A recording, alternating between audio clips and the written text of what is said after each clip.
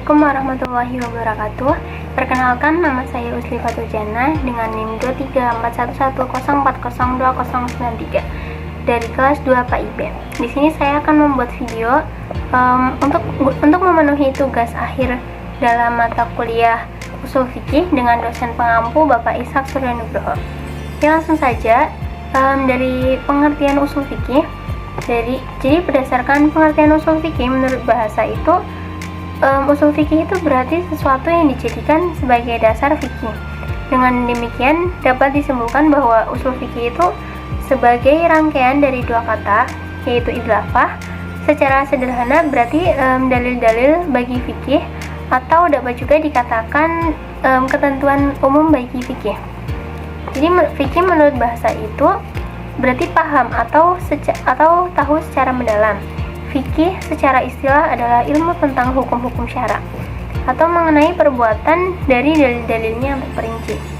Jadi pengertian ushul fikih secara terminologi menurut Abdul Wahab Khalaf adalah ilmu tentang kaidah-kaidah dan pembahasan-pembahasan yang dijadikan sarana untuk memperoleh hukum-hukum syara yang dimana itu mengenai perbuatan dalil-dalilnya yang terperinci. Maksud dari kaidah-kaidah itu dapat dijadikan sarana untuk memperoleh hukum-hukum syara mengenai perbuatan. Ya, yang kedua itu ada sejarah perkembangan ushul fikih. Ilmu ushul fikih itu terus berkembang dan mengalami perdebatan intelektual seiring berkembangnya zaman dan konteks masyarakat. Namun secara fundamental, ushul fikih itu tetap berpegang teguh pada sumber-sumber hukum yang primer, yaitu Al-Quran dan Al-Hadis. Jadi secara umum, ulama itu membagi sejarah perkembangan ushul fikih menjadi beberapa masa. Yang pertama itu ada pada masa Rasulullah SAW. Pada masa Rasulullah SAW, sumber hukum Islam adalah sumber hukum Islam utama adalah Al-Quran dan Hadis. Jadi Rasulullah sendirilah yang menjadi sumber utama dalam memahami dan menerapkan hukum Islam. Dan beliau itu menjelaskan ayat-ayat Al-Quran dan memberikan contoh dalam menerapkan hukum Islam dan dalam kehidupan sehari-hari. Yang kedua itu ada masa Khulafaur Rasyidin. Jadi setelah wafatnya Rasulullah SAW, tugas penerusan dakwah dan kepemimpinan Islam itu digantikan oleh para sahabat beliau yang dikenal dengan Khulafaur Rasyidin.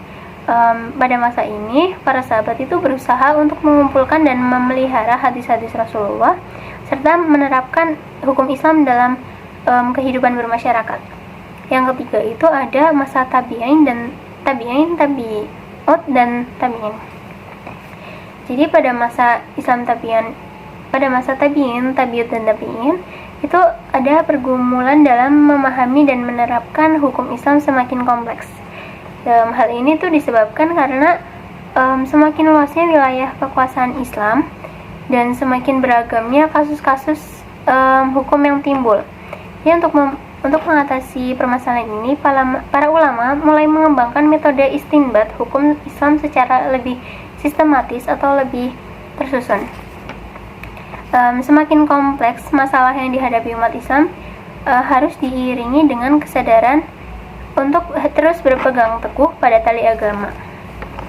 Yang ketiga ada masa pembentukan mazhab, yaitu sejarah perkembangan ushul fikih semakin kompleks pada abad ke-8 Hijriah. Dan di masa saat itu muncul beberapa mazhab dalam pemikiran fikih Islam, yaitu ada mazhab Hanafi, Maliki, Syafi'i dan Hambali. Masing-masing mazhab itu memiliki metode istinbat hukum Islam sendiri-sendiri. Namun secara fundamental masih tetap berpegang teguh pada sumber-sumber hukum yang primer, yaitu Al-Quran dan Al-Hadis. Yang keempat ada masa perkembangan ilmu ushul fikih. Pada abad ke-9 Hijriah, ilmu ushul fikih itu mulai berkembang pesat. Para ulama mulai menyusun kitab-kitab ushul fikih yang membahas secara mendalam tentang prinsip-prinsip dasar dalam istinbat hukum Islam. Kitab-kitab ushul fikih itu yang terkenal pada masa ini adalah kitab Mukhtasar Al-Usul, yaitu karya Imam Al-Usuli, dan kitab Mahsul kayak Imam Al-Razi. Dan selanjutnya itu ada masa modern. Dan pada masa modern ini, ilmu usul fikih itu terus berkembang dan mengalami perdebatan intelektual yang dimana para ulama itu berusaha untuk memahami dan menerapkan hukum Islam dalam konteks masyarakat modern yang semakin kompleks. Jadi munculnya berbagai pendekatan baru dalam istinbat hukum Islam seperti pendekatan sosiologis, antropologis, dan historis. Selanjutnya ada sumber pengambilan hukum Islam. Sumber hukum Islam yang disepakati oleh ulama itu ada 4. Yang pertama Al-Quran, hadis, ijma, dan qiyas. Yang pertama ada Al-Quran. Al-Quran adalah kitab Allah yang diturunkan kepada Nabi Muhammad dalam bahasa Arab yang berisi kitab Allah dan berfungsi sebagai pedoman bagi umat Islam. Dan fungsi Al-Quran itu adalah sebagai petunjuk bagi umat manusia. Dan fungsi Al-Quran menurut Ali Syariati, menurut yang terkandung dalam Al-Quran berupa 3 hal. Yang pertama adalah petunjuk yang berupa doktrin atau pengetahuan tentang struktur kenyataan dan posisi manusia di dalamnya. Yang kedua, ada petunjuk yang terdapat dalam ringkasan sejarah manusia, baik para raja, orang-orang suci, nabi, kaum, dan sebagainya. Yang ketiga, ada petunjuk yang berupa mukjizat, yaitu kekuatan yang berbeda dengan apa yang dipelajari. Hubungan Al-Quran dengan usul fikih itu sangat erat dan dalam menentukan dasar untuk menentukan hukum Islam atau dalil utama fikih. Yang kedua itu ada hadis. Hadis adalah segala sesuatu yang berasal dari Rasulullah SAW, baik mengenai perkataan, perbuatan, atau takrir. Yang kedua itu ada ijma. Ijma itu berarti kan kesepakatan atau konsensus dan ketetapan hati untuk melakukan sesuatu. Jadi mayoritas ulama itu mendefinisikan ijma sebagai kesepakatan seluruh mujtahid pada suatu masa terhadap suatu hukum syara setelah wafatnya Rasulullah SAW. Yang keempat itu ada qiyas. Qiyas adalah menganalogikan suatu masalah yang belum ada ketetapan hukumnya dengan masalah yang sudah ada ketetapan hukumnya karena adanya persamaan ilat. Qiyas itu harus memenuhi rukun-rukun sebagai berikut. Yang pertama ada asal atau maqis alaih, yaitu masalah yang sudah ada ketetapan hukumnya atau sudah ada nasahnya, baik itu dari Al-Quran maupun dari hadis. Yang kedua itu ada furu' atau maqis, yaitu masalah yang sedang dicari ketetapan hukumnya. Yang ketiga itu ada hukum asal, yaitu hukum masalah yang sudah ditetapkan oleh nas. Yang keempat itu ada ilat, yaitu sifat yang terdapat dalam asal dengan syarat sifat nyata dan dapat dicapai dengan indera, konkret dan tidak berubah sesuai dengan tujuan yang hendak dicapai. Di samping itu juga ada beberapa macam metode yang merupakan produk dari penemuan para ulama yang selanjutnya itu terus mengalami perkembangan dengan pesat berdasarkan permasalahan-permasalahan yang semakin kompleks.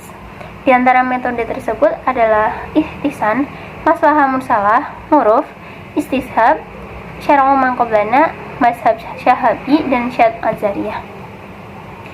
Jadi yang pertama itu ada ihtisan.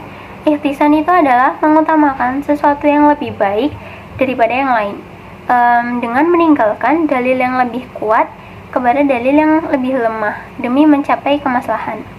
Yang kedua itu ada uruf. Uruf itu adalah adat kebiasaan yang berlaku di masyarakat, sama tidak bertentangan dengan nas. Yang ketiga itu ada istishab, yaitu menetapkan ketetapan hukum yang ada menetapkan hukum yang telah ada sebelumnya sampai ada dalil yang mengubahnya. Yang keempat itu ada syara'u man qablana. Syara'u man qablana adalah hukum-hukum yang telah disyariatkan untuk umat sebelum Islam yang dibawa oleh para nabi dan rasul terdahulu. dan menjadi beban hukum untuk diikuti oleh umat sebelum adanya syariat Nabi Muhammad SAW. Yang kelima ada mazhab Syafi'i, adalah pendapat sahabat Rasulullah SAW tentang suatu kasus di mana hukumnya itu tidak dijelaskan secara tegas di dalam Al-Quran dan hadis itu. Yang keenam itu ada Sadjariyah. Sadjariyah itu adalah menutup jalan yang menuju kepadanya yang diharamkan atau kerusakan. Yang ketujuh itu ada maslahah mursalah, yaitu menetapkan hukum berdasarkan kemaslahatan yang tidak disinggung oleh nas dan ijma, dengan syarat tidak menentang nas dan ijma. Nah, maslahah mursalah itu juga dibagi menjadi 3 bagian. Yang pertama itu al-maslahah al-mu'tabarah, yaitu masalah yang secara tegas itu diakui syariat dan telah ditetapkan ketentuan-ketentuan hukumnya untuk merealisasikannya. Yang kedua itu ada al-maslahah al-mulah, yaitu sesuatu yang dianggap maslahah oleh akal pikiran, tetapi itu dianggap palsu karena kenyataannya bertentangan dengan ketentuan syariat. Yang ketiga itu ada al-maslahah al-mursalah, yaitu maslahah ini tuh dimaksud dalam pembahasan ini. Masalah macam ini terdapat dalam masalah-masalah muamalah yang tidak ada ketegasan hukumnya dan tidak ada pula bandingannya. Nah, terdapat juga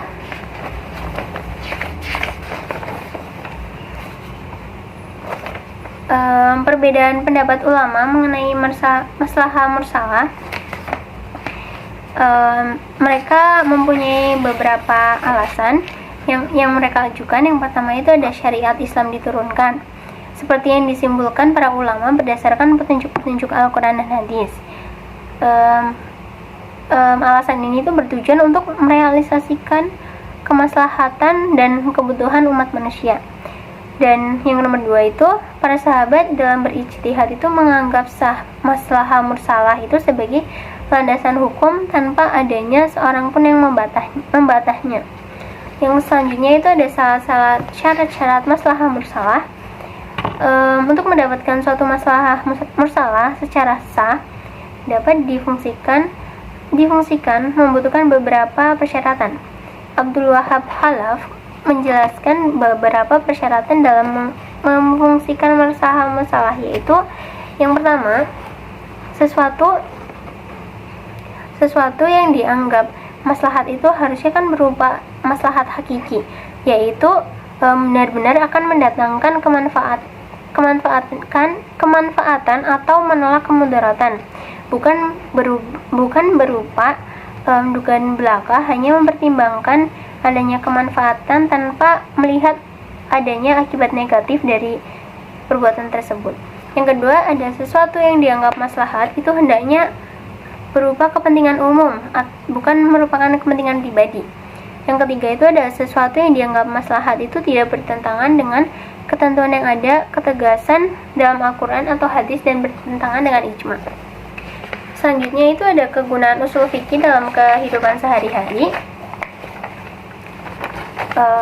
Usul fikih kan itu adalah ilmu yang membahas prinsip-prinsip dasar dalam menentukan hukum-hukum syariah dalam Islam.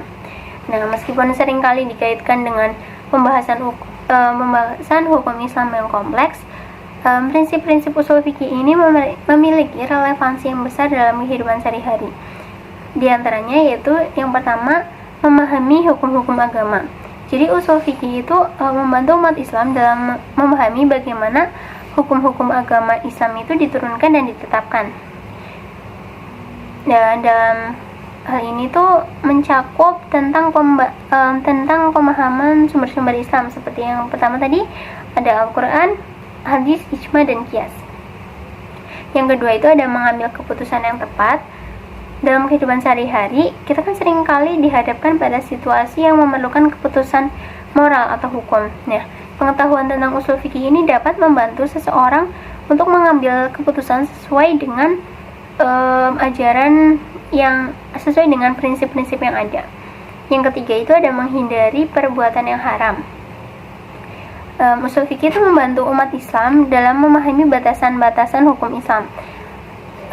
Ini membantu seseorang untuk menghindari perbuatan yang dilarang atau yang tidak disukai dalam Islam. Yang selanjutnya itu ada menyelesaikan perselisihan hukum, yaitu ketika terjadi perselisihan atau pertentangan dalam memahami hukum Islam, prinsip-prinsip usul fikih ini dapat digunakan untuk mencari solusi atau penyelesaian yang adil dan sesuai dengan ajaran Islam. Yang selanjutnya itu ada membentuk karakter dan etika.